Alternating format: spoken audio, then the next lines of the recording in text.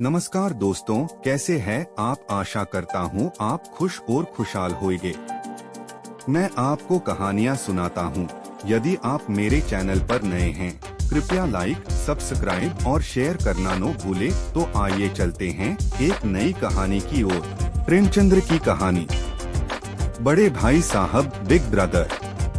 मेरे बड़े भाई साहब उम्र में मुझसे 5 साल बड़े हैं, मगर क्लास में केवल 3 दर्जे आगे हैं। भाई साहब 9वीं कक्षा में फेल हो गए। तालीम जैसे महत्वपूर्ण मामले में वह जल्दबाजी से काम लेना पसंद नहीं करते थे। इस भवन की बुनियाद खूब मजबूत डालना चाहते थे, जिससे उस पर आलीशान महल बन सके। 1 साल का काम 2 साल में करते थे, कभी कभी 3 साल भी लग जाते थे। भाई साहब स्वभाव से बड़े अध्ययनशील थे, हरदम किताब खोले रहते और शायद दिमाग को आराम देने के लिए कभी कॉपी पर, कभी किताब के हाशियों पर चिड़ियों, कुत्तों, बिल्लियों की तस्वीरें बनाया करते थे। लेकिन हरदम मुझे नसीहत और फजीहत देने को भाई साहब तत्पर रहते थे। जब कभी मुझे बाहर खेलते देखते तो अपनी नसीहत झाड़ने लगते। मेरे फेल होने पर न जाओ, मेरे दर्जे में आओगे तो दांतों पसीना आएगा। जब अलजबरा और ज्योमेट्री के लोहे के चने चबाने पड़ेंगे और इंग्लिस्तान का इतिहास पढ़ना पड़ेगा। बादशाहों के नाम ही याद रखना कठिन। 8 हेनरी हो गुजरे हैं, हेनरी 7वें की जगह हेनरी 8वां लिखा तो सब नंबर गायब, सफाचट सिफूर भी न मिलेगा।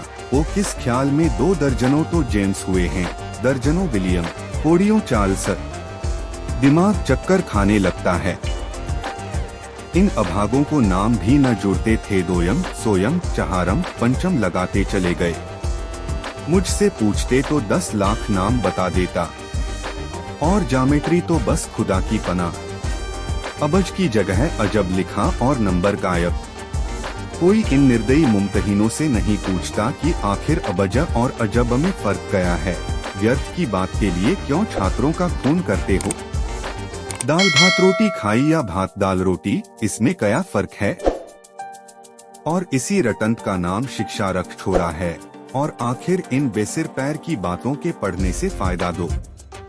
सालाना इम्तिहान हुआ, भाई साहब फिर फेल हो गए। मैं दर्जे में अव्वल नंबर पास हुआ। मुझे किताबों का कीड़ा बनना या भाई साहब की तरह किताबें लिए बैठे रहना पसंद न था। खेलने में ध्यान लगा रहता था। मुझे ख्याल था कि अब शायद भाई साहब की हेकड़ी कम हो जाए, पर नहीं। एक शाम गुल्ली डंडा खेलने के बाद जब मैं देर से लौटा तो भाई साहब की नसीहत और फ्रिजियत फिर शुरू हो गई। देखता हूँ इस साल दर्जे में अव्वल आ गए तो तुम्हें दिमाग हो गया है, मगर भाईजान घमंड तो बड़े ब्रो का नहीं रहा।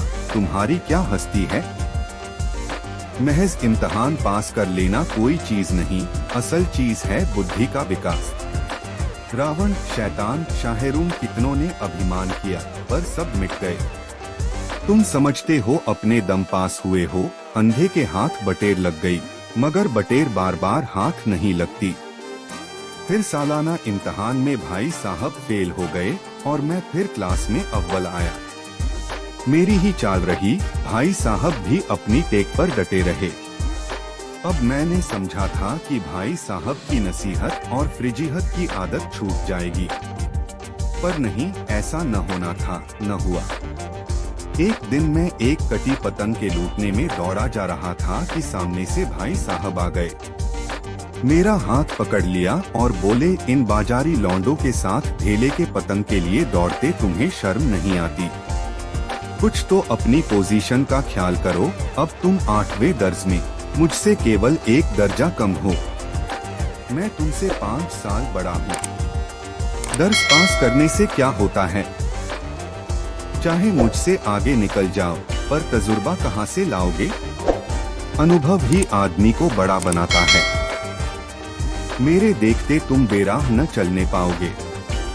संयोग से उसी वक्त एक कटा पतंग हमारे ऊपर से गुजरा। भाई साहब ने उछलकर डोर पकड़ ली और बेतहाशा सबसे आगे दौड़ भागे।